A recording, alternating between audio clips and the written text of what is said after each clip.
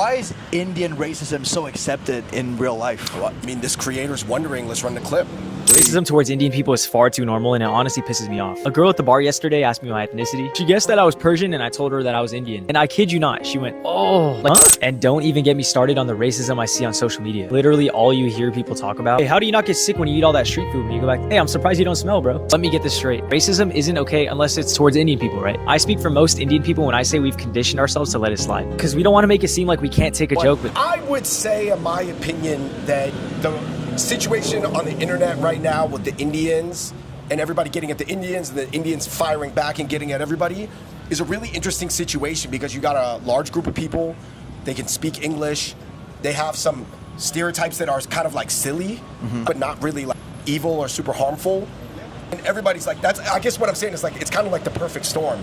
You have some silly stereotypes that many people believe are true, people get offended by them, fire back, but that makes people want to go even harder. I think that's also the reason why 10 years ago, Asians get dunked on a lot, right? Like you growing up in Seattle, you get racism from even the teachers. Oh yeah, I heard stuff like, oh, go make some Nike shoes, or even implying that Asian guys like had small things. Like I've heard that even from substitute teachers.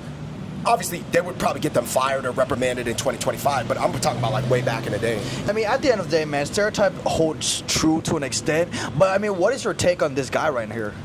I would say that he has his right to be offended, but at the same time, it might not be the best way to combat the stereotypes either. You know what I mean? Like, you just kind of have to be a shining example against it and highlight that, and then you could still talk about it, but I think right now, since the stereotypes are really not that bad, but a lot of people believe in their truthfulness, that's an interesting situation.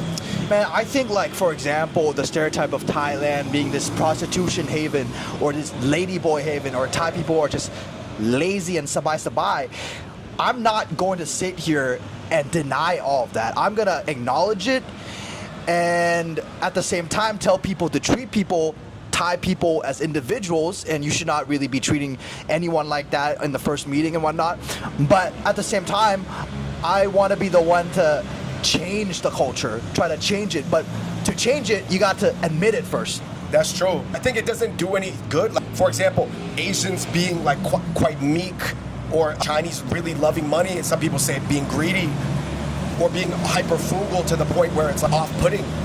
Obviously, it's not 100 out of 100, but I have to say that the probabilities are kind of prevalent within the community for sure. You want to sweep things under the rug, or do you want to face it and combat it?